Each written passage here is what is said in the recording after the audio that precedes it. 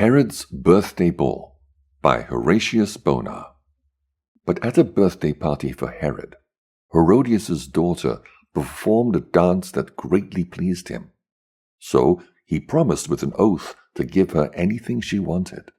At her mother's urging, the girl asked, "I want the head of John the Baptist on a tray."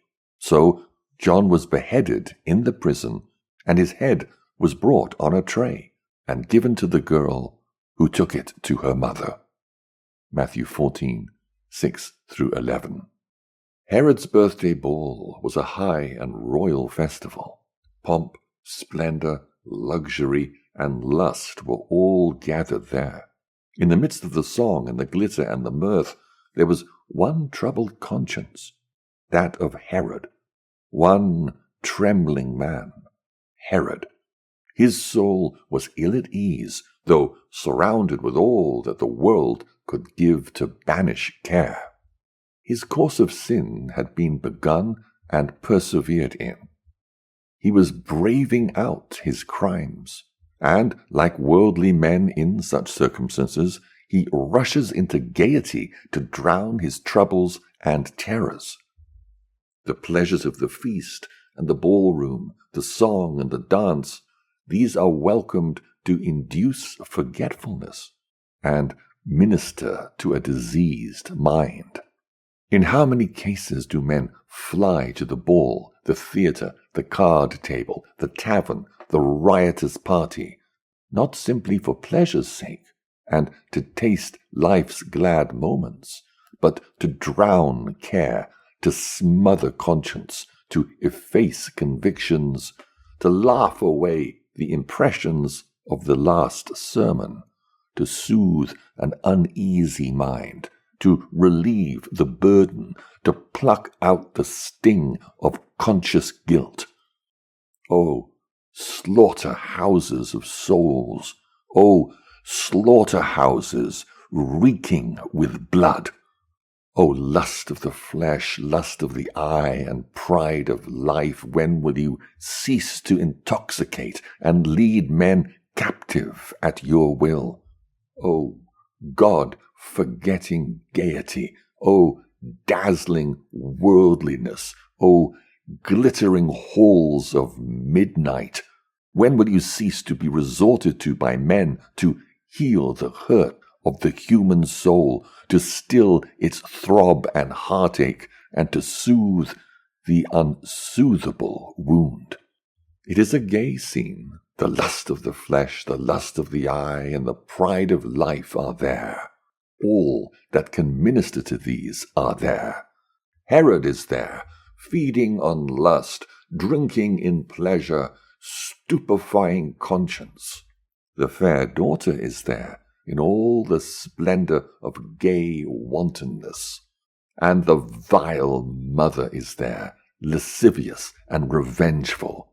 And the courtiers are there, in pomp and glitter, music and mirth are there, the dance and the song are there. No note of gloom, no indication of trouble. What a scene of mirth and revelry! These scenes of royal vanity are instructive, for they present the world in its most fascinating aspects. All that regal estate and princely beauty and wealth and gold and silver and gems and tapestry and blazing lamps can do to make this world fair is in such scenes and haunts. These balls are the most seductive specimens of pure worldliness that can be found. Surely the God of this world knows how to enchant both ear and eye. In an assembly like this, the natural man is at home. Here, the unregenerate heart gets full delight. It was during that ball that the murder of John was plotted and consummated, that a drunken, lustful king, urged on by two women, perpetrated that foul deed.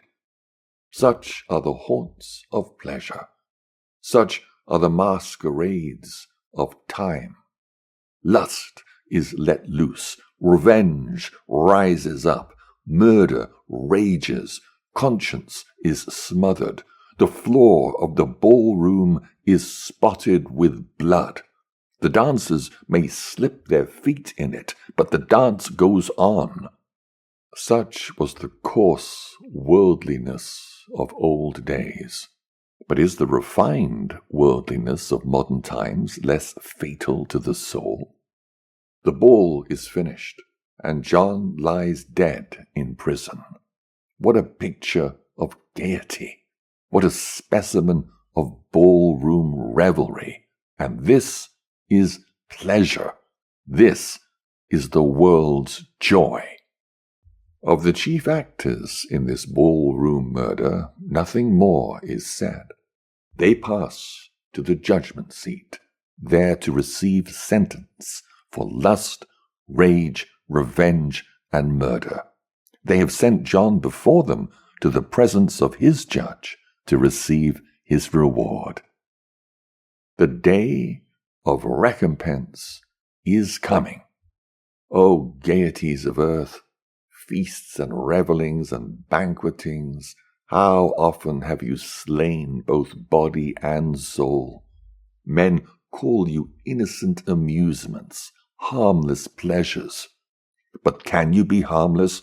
Can you be innocent when you steal away the soul from God, when you nurse the worst lusts of humanity, when you smother conscience, when you shut out Jesus?